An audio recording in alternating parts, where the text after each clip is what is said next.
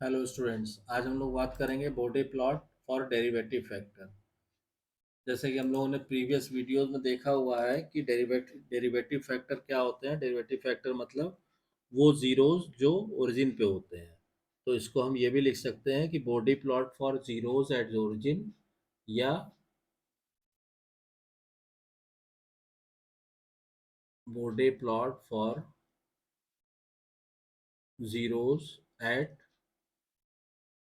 Origin. Origin पे जो zero हैं ट्रांसफर फंक्शन के, या उन्हीं को हम क्या बोलते हैं, derivative factor.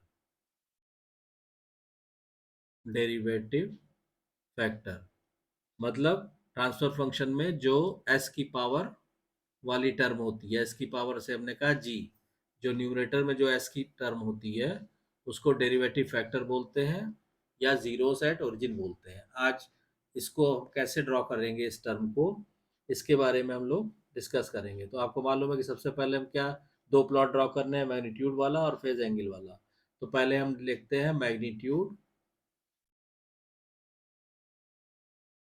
Versus log omega. ठीक है, magnitude versus log log omega. अब डेरिवेटिव फैक्टर के लिए हम क्या करते हैं, हमें मालूम है कि यहाँ पे क्या होता है, G of J omega, H J omega equal to क्या होता है, जे ओमेगा की पावर से हमने कहा जी। इसको जब डेसिबल में आप करेंगे, 20 log of G J omega H J omega is equal to क्या आ जाएगा, ये आ जाएगा आपका 20 log ऑफ जे ओमेगा की पावर जी, या ओमेगा की प्रॉपर्टी, लॉग की प्रॉपर्टी से आ जाएगा 20 × जी लॉग ऑफ जे ओमेगा, ये आ जाएगा। इसका मतलब क्या हुआ कि इसको अभी हम प्रीवियस लेक्चर में जैसे हमने बताया था आपको, +20 dB +40 dB इस तरह से टर्म आई थी आपकी, उससे हम कंपेयर करेंगे। तो this is a plot at a slope of 20 GB decibel per decade. तो इसको अगर आप देखेंगे तो इसका जो प्लॉट आएगा, इसका प्लॉट आएगा, इसका जो प्लॉट आएगा वो आएगा 20 G डेसिबल पर डिकेड। ठीक, ये लाइन आएगी इसके लिए। मतलब क्या हुआ, अगर हमने कहा से फॉर जी इक्वल टू 1 है, तो क्या होगा कि द स्ट्रेट लाइन आएगी, straight line passes through, passes through कहाँ से, ओरिजिन से। यानी डेसिबल 0 होगा और ओमेगा की वैल्यू 1 होगी। और इसका स्लोप कितना होगा, at a slope of 20 dB per decade. अगर जी आपने मान लीजिए कहा कि 2 है, तो भी स्ट्रेट लाइन होगी जो पास हो रही होगी इसी पॉइंट से, लेकिन जो स्लोप है वो चेंज हो जाएगा, 20 दूनी 40, ये हो जाएगा 40 dB पर डिकेड। ठीक, तो यानी जितनी पावर की टर्म होगी, एस है तो 20 dB, एस स्क्वायर है तो 40 dB, एस क्यूब है तो 60 dB, इस तरह से ये लाइन आएगी। मतलब अगर इसको हम आपको ड्रॉ करके बताएं कि कैसे इसका मैग्नीट्यूड प्लॉट आएगा, तो सपोज कीजिए ये हमने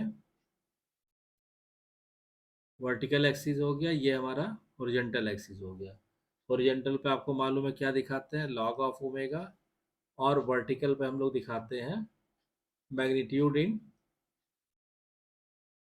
डीबी। ठीक है, अब मान लीजिए हमने कहा कि से सपोज कीजिए 20 dB 40 dB इसको मार्क कर दीजिए। तो हमने कहा से this is 20 40 60 and so on. ये हो गया 20 40 60 एंड सो ऑन। और फ्रीक्वेंसी जब आप यहाँ लेंगे तो देखिए जीरो फ्रीक्वेंसी में आता है यहाँ पे, तो ये तो हुआ 0.1। फिर ये हो गया 1, ठीक है, और फिर ये हो गया 10, इस तरह से। अब इसको अगर आपको ड्रॉ करना है 20 dB लाइन को, तो मान लीजिए आप क्या कीजिए, -20 -40, ये हो गया, ठीक। अब इसके पहले सपोज कीजिए हमने यहाँ पे कहीं ये लाइन बना दिया, ये भी 20 40 60 इस तरह हो गया। अब क्या करेंगे कि हमें 20 dB पर डिकेट की लाइन बनानी है पॉजिटिव स्लोप के साथ। तो आप इस पॉइंट से, ये -20 से +20 को आपने, ये आपकी मान लीजिए करीब तकरीबन यहाँ पे ये +20 dB लाइन आ गई। फिर ऐसे ही आप करेंगे, ये 40 dB आ गई। फिर ऐसे ही आप करेंगे, स्ट्रेट लाइन आएगी, थोड़ा फ्री हैंड में गड़बड़ है, ठीक है। तो इस तरह से, यानी कि ये जो आपकी, इसको मैं दूसरे कलर से दिखाता हूँ, ये जो लाइन आई आपकी, ये वाली, ये हो गई लाइन +20 dB पर डिकेट, यानी +20 dB पर डिकेट, मतलब ये कौन सी टर्म शो होगा, जे ओमेगा की टर्म। ऐसे ही ये लाइन जो है, ये वाली लाइन, ये हो गई 40 dB पर डिकेट, मतलब ये कौन सी टर्म रिप्रेजेंट करेगी, जे ओमेगा का स्क्वायर। और ऐसे ये कौन सी टर्म रिप्रेजेंट करेगी, जे ओमेगा का क्यूब। तो इस तरह से प्लॉट आएगा, इस तरह से मैग्नीट्यूड प्लॉट आ जाएगा डेरिवेटिव फैक्टर का। क्लियर। अब इसके बाद हम लोग क्या करते हैं, इसका फेस प्लॉट ड्रॉ करते हैं, इसी टर्म का फेस प्लॉट हम ड्रॉ करेंगे, ठीक है। तो फेस प्लॉट कैसे ड्रॉ होगा इसका, से हमने यहाँ पे लिखा, इसका बी पार्ट आ गया, फेज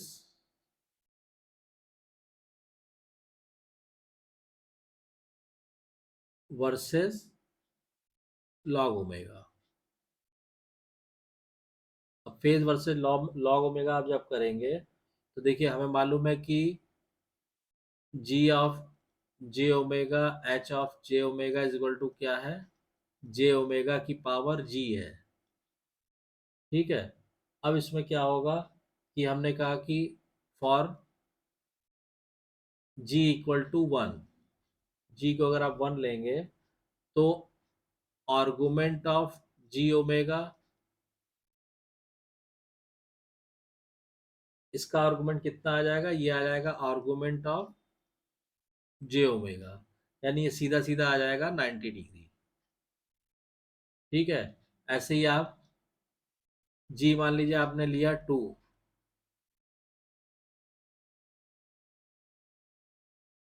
तो जी आप 2 लेंगे तो इसका आर्गुमेंट कितना आ जाएगा, argument of G omega square, यानी हो जाएगा 180 डिग्री, ठीक है।